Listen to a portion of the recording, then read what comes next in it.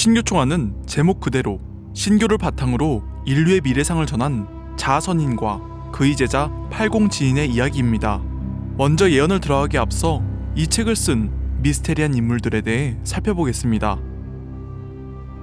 동서양의 예언가들 중 가장 신비한 인물, 전생이 아틀란티스인이라고 말한 에드가 케이시, 신명계 지도령과 소통하는 루스 몽고메리, 외계 존재와의 만남을 통해 인류의 미래를 알게 된 기다노 대승정. 정말 이분들의 존재도 대단하지만 오늘 소개해드릴 주인공들은 차원이 다릅니다. 바로 세계를 건너뛰는 수명을 가지고 있다는 점에서 말이죠. 신교총화에서는 다음과 같이 소개하고 있습니다. 먼저 자아선인은 1351년 무견의 후손으로 태백산 아래 구화동에서 태어난 인물로 성은 이씨이고 이름은 고이며 자는 덕화, 호는 자아로 광동인이라 말하고 있습니다. 그리고 신교총화 저작 당시가 1893년, 다시 말해서 무려 543세였다는 것이죠. 또 그를 모시는 제자 또한 그때 당시 나이가 496세라고 말하는데요. 그의 출생지는 나와있지 않지만 1398년에 태어나고 성은 류씨이고 이름은 성성이라 소개하고 있습니다. 이건 너무한 거 아니냐고. 오소리는 여기서 멈추지 않고 모든 검색 엔진을 이용해서 신교총화의 저자에 대해 좀 더 찾아보려고 했지만 아쉽게도 그 이상의 정보는 나오지 않았습니다. 그런데 딱 한 가지 단서를 얻을 수 있었던 것은 자아선인이 중국의 8신성 중 한 명인 여동빈과 함께 사람 사는 곳을 피해 지금의 대한민국 땅에 있는 가야산에 응거하고 있다는 것이죠. 이번 시간에 여동빈의 이야기를 할까 말까 생각했는데 이야기가 상당히 길어질 것 같아 다음 시간으로 넘기겠습니다. 그럼 본론으로 돌아가서 이번 시간의 주제 신교총화의 예언에 대해 알아볼까요? 첫 시작은 모든 예언들과 비슷하게 시작합니다. 첫 번째, 잃어버린 선조의 도. 지금 이후로 세로가 험난하여 천사 만사가 천리를 어지럽히리라. 사람이 모두 도도해지고 스스로 속이고 남을 속이며 하늘과 땅이 광명을 상실하리라. 사람들이 자기의 선조의 도를 알지 못한 채 다만 다른 것에 매달려 있으리라. 이 내용을 보면 세상 사람들이 대대로 내려온 지혜와 깨달음이 담긴 전통을 잃어버리고 다른 것에 매달려 있다는 이야기를 하고 있는 것 같은데요. 그렇다면 그 잃어버린 전통은 무엇일까요? 두 번째, 모든 종교와 진리의 모체, 신교. 신교는 뭇 종교의 조상이며 모체가 되는 뿌리 진리이다. 말세가 되면 인정이 사욕으로 들끓어 본원을 망각하리라. 장차 배달시대의 가르침인 신교의 본원을 연구하지도 않으리니 어쩌리요. 제 스스로 자신의 뿌리를 상실하리라.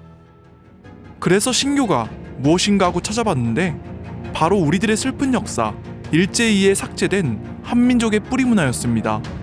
한반도를 영원히 지배하기 위해 서양의 제국주의자들도 실행하지 않은 그 지역의 역사와 전통 문화를 삭제하는 비인간적인 행위, 민족정신 말살 정책을 펼친 것입니다. 그로 인해 대중적으로 알려진 신교 문화가 모두 미신으로 왜곡되었습니다. 가장 대표적인 것이 장독대의 정화수를 떠놓고 삼신께 기도하는 문화와 수천 년간 대대로 내려온 제천 문화, 그리고 몸과 마음을 정화하는 수도 문화가 모두 왜곡되고 사이비로 치부되었습니다. 그것에 대해 자세히 조사한 책이 있는데요. 바로 상생출판에서 나온 보천교를 다시 보다입니다. 거기서 나온 내용이 가히 충격적이었습니다. 각 종교계에 친일파를 심어두어 한민족의 뿌리 정신이자 민속신앙을 모두 왜곡시키는 공작을 펼친 것이죠. 그래서 오소리는 신교 문화를 제대로 알아보기 위해서 중국의 동북공정과 일본의 역사 왜곡에 때가 끼지 않은 역사서 환단고기를 펼쳤습니다. 환단고기에서 신교는 동북아시아에서 시작된 동서 인류 문명의 시험국가 환국에서부터 전수되어 내려온 뿌리 문화라 정의합니다. 신교의 뜻은 이렇습니다. 문자 그대로 말하면 신의 가르침을 뜻하고 구체적으로는 신의 가르침으로 세상을 다스리는 것을 의미합니다. 그래서 오소리는 신교총화를 쓴 저자가 신교를 통달해 신의 가르침을 내려받아 수명이 늘어나는 것은 물론 앞으로 다가올 일을 미리 짐작해 기록으로 남겨놓은 것이 아닌가 하는 생각이 들었는데요. 세 번째, 새로운 신도의 개벽으로 실현되는 인류 구원. 예로부터 전쟁의 방법은 시대에 따라 변해왔다. 최초에는 손으로, 다음에는 나무로, 다음에는 쇠로, 다음에는 물로, 다음에는 공중에서 싸우는 경지에 이르게 된다. 그때에는 사람과 가축이 모두 멸망하는 지경에 이르게 되리라. 마침내 신명의 도는 신도의 회복으로서, 인간 구원의 도는 새로운 도의 개벽으로서만 가능하리니 연후에 건곤천지가 다시 광명을 회복하게 되리라. 다른 예언가들과 마찬가지로 인류의 파멸은 끊임없는 전쟁으로서 막을 내리는 것처럼 묘사하는데요. 그런데 그 멸망으로 치닫는 세상에서 새로운 도의 개벽이라는 한 줄기 빛과 같은 희망이 있다고 합니다. 그렇다면 이 개벽이란 도대체 무엇을 의미하는 걸까요? 이것은 STV 상생방송 개벽문화 북콘서트에서 자세히 설명하고 있습니다. 개벽의 뜻은 열개자, 열벽자로 새 세상을 열어 젖힌다는 뜻으로 보통 천지로 붙여 천지 개벽한다는 말을 많이 쓰는데, 그 뜻은 하늘이 열리고 땅이 열린다는 뜻으로 하늘 땅 만물의 생명 근원인 천지 질서가 전환한다는 것입니다. 바로 선천에서 후천으로 말이죠. 네 번째, 12,000 도통군자와 대교주 출세. 후천 벽두에 12,000 도인이 출세한다. 이때에는 사람마다 하루에 만리를 가는데 천지를 날아다니는 것이 솔개가 하늘을 나는 모양과 같다.